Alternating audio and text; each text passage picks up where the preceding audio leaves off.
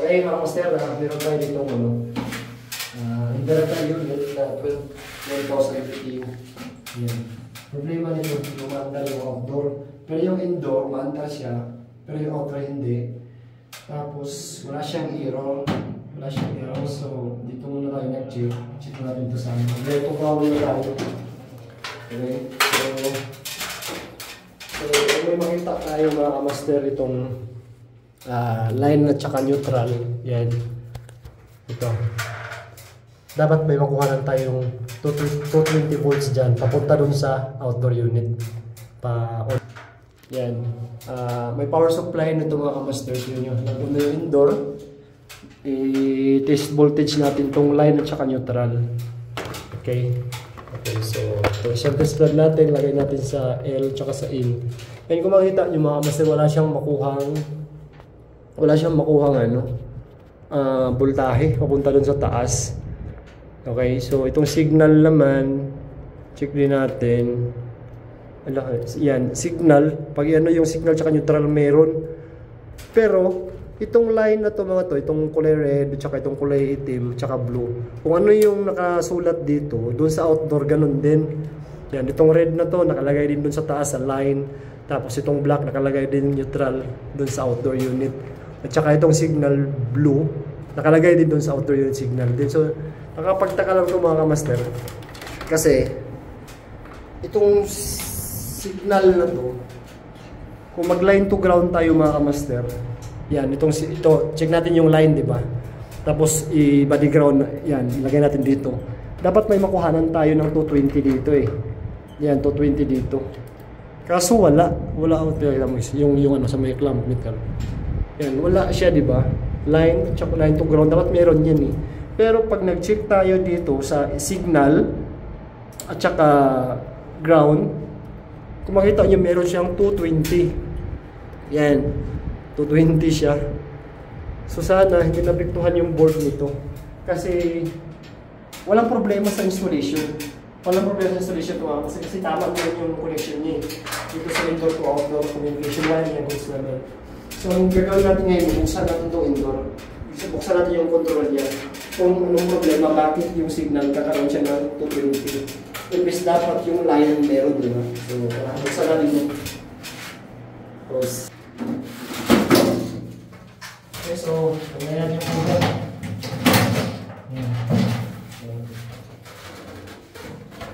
Tapos, bubuksan natin ito. Kung control niya siya, buksan natin ito. Tingnan natin yung ilalim kung ano nangyari doon. Tingnan natin sa ilalim kung ano nangyari doon, kung ano yung mga connection nangyari. Bakit itong signal nagkakaroon siya ng 220? Pag mag-signal to, body ground, tingnan natin. Dapat itong L ang meron. Pero bakit ang isang meron, di ba? Dapat itong L ang meron. Okay? Wala dapat dito. Buksan natin. Okay, so buksan natin ito. Control niya. Tingnan natin kung anong nangyari. Bakit nagkaroon ng signal yung tingnan mo yung ano yan, yung model yan. Okay, so ito mga kamaster, nahanap na natin yung problema, no? Kasi itong line mga kamaster, itong pula na to, ito siya, dito siya nakalagay sa CN31. Ang dapat dito naka-connect is yung itong signal, itong kulay dilaw na to. Nakakabit siya dito sa may relay. Yan. Kung makita natin yung diagram mga kamaster, yan, tingnan natin to. Itong S, yan yung yellow na yan, naka-connect siya sa CN31. So, bali ang naka-connect ngayon nito, itong red, yan, napagbaliktad siya. Yan, dito kinabit. Ang nakakabit dito ngayon yung S. So, nagbaliktad siya. Galing sa ano yan? Galing sa factory mga kamaster. Kaya ito yung mga hindi natin inasahang mangyayari, di ba? Kasi sinasabi nila, imposible daw kasi may quality control yan eh. Paano nangyayari yan? Ito, ngayon pa lang natin binuksan itong unit nito ha. Hindi natin pinagbaliktad to. Bakit naman papagurin pa natin yung sarili natin, di ba? So, kaya kanina nagtaka ako, bakit itong itong S na to, may supply siya. Bakit may 220? So, ang nangyari pala, baliktad tong connection nito dito sa board. So, galing factory yan. Okay? So, itong pula na to, tsaka makita nyo to, isang dilaw. Itong dilaw, dapat dito siya nakalagay. Tapos itong pula, dito siya nakalagay. Okay? Pagbaliktad rin natin mga kamaster. Grabe, pagka sasakit talaga yung ulo mo pagka hindi mo baybayin yung diagram, hindi mo titingnan, hindi mo bubuksan, di ba?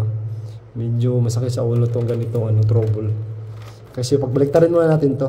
Itong yellow na yan, lagay natin dito sa pula. Tapos itong pula, kabit natin dito. Okay, so wait lang. Okay, so napagbaliktad na natin mga kamaster. Yan. Ito yung signal na dito dapat sa CN31. Tapos yung pula, dito siya sa relay.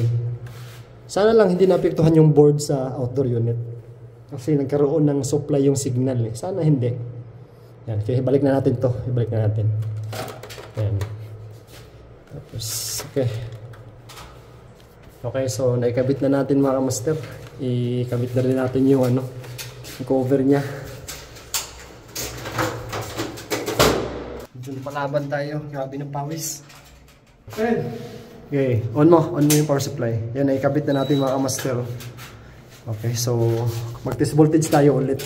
Itong line neutral at signal.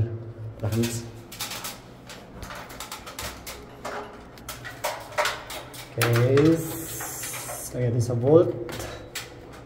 So, mandar itong indoor ngayon. Check natin to. Yun, 117. Yan, 114. So, pag ginawa to, 20 na to. Okay, makita nyo mga siya, 220 na siya. So, dapat itong signal, wala siya. Yan, meron siya pero hindi siya totoo kayo 220, di ba? Yan. So, meron na lahat. Pag ginawa natin yung 220 na siya. Yan. Neutral tsaka line. Meron siya 220. So, hintay natin under yung compressor. Okay, so yan mga kamaster. Working good na siya mga kamaster. Oh. Kung makita nyo, yan. Kung natin amperahe yung outdoor, yan, meron siyang 4.2. Tsaka, yung kinunan din natin ng temperature yung air supply niya. Nasa 19 degrees Celsius na rin siya. Kanina nasa 30 yan eh. Ngayon nasa 19 degrees Celsius na siya.